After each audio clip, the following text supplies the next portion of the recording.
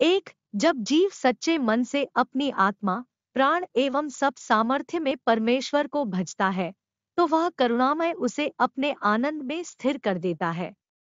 जैसे कोई छोटा बालक यदि घर के ऊपर से अपने माता पिता के पास नीचे आना चाहता है अथवा नीचे से उनके पास ऊपर जाना चाहता है, तो माता पिता हजारों आवश्यक कार्यों को छोड़कर और दौड़कर अपने बच्चे को गोद में उठा लेते हैं।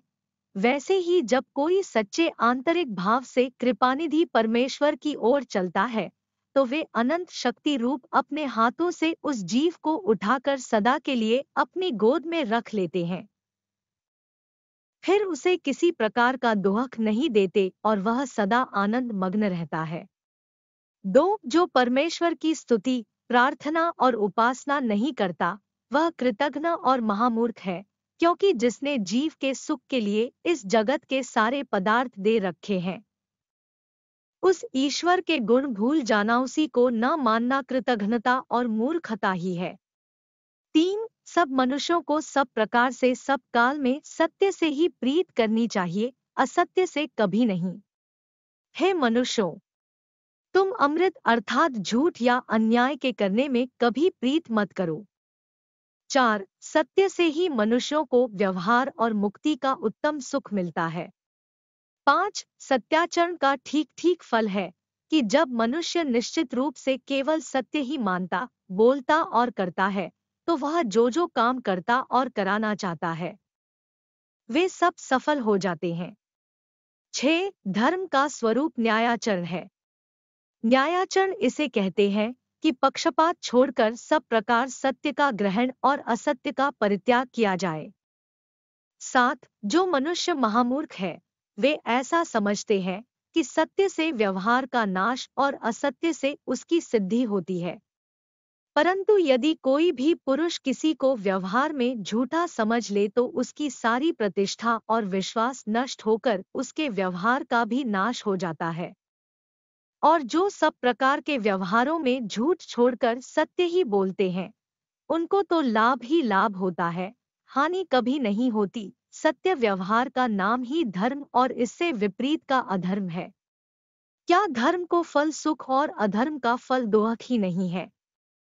इसलिए जिस सत्य के आचरण से धर्मप्राण ऋषिगण सत्य के भंडार परमात्मा को पाकर आनंदित हुए थे, और जिससे जब भी वैसा ही आनंद प्राप्त होता है, उसका सेवन मनुष्य क्यों न करे? यह निश्चित है कि सत्य से परे कोई धर्म और असत्य से परे कोई अधर्म नहीं है। अतः वे ही पुरुष धन्य है जो झूठ का आश्रय तनिक भी नहीं लेते।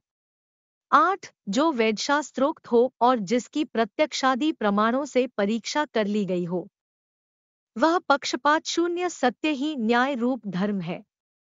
उसके आचरण में सर्वदा प्रीति रखो तथा अपने आत्मा प्राण और मन को सत्पुरुषार्थ एवं स्वभाव से युक्त करके सदा सत्य में ही प्रवृत्त करो। 9, धर्मात्मा का ही लोक में विश्वास होता है। धर्म से ही लोग पापों से छूटते हैं। जितने उत्तम कर्म हैं, वे सब धर्म के ही अंतर्गत है, इसलिए धर्म को ही सबसे श्रेष्ठ समझना चाहिए।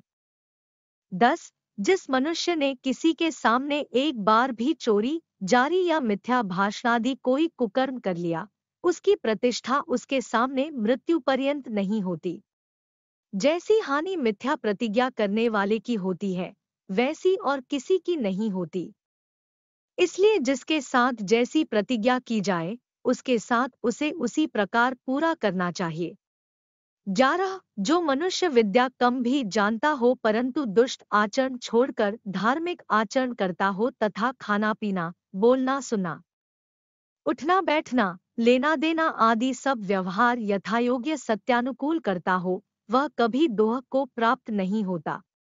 और जो सारी विद्या पढ़कर पूर्वोक्त सद्व्यवहारों को छोड़कर दुष्ट कर्म करता है, वह कभी कहीं भी सुख प्राप्त नहीं कर सकता।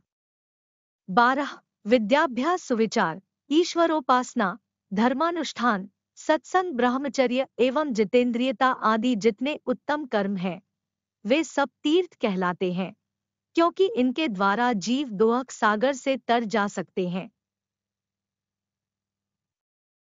13 परमेश्वर की सम्यक उपासना करके इस प्रकार उन्हें समर्पण करे कि हे दयानिधे, आपकी कृपा से हम जो जो शुभ कर्म करते हैं वे सब आपके अर्पण हैं, जिससे कि हम लोग आपको प्राप्त होकर सत्य एवं न्यायानुकूल आचरण रूप धर्मानुकूल पदार्थों की प्राप्ति कर अर्थ, धर्म और अर्थ के द्वारा इष्ट भागों का सेवन कर काम तथा समस्त दुखों से छूटकर सर्वदा आनंदमग्न रहना रूप मोक्ष प्राप्त कर सके।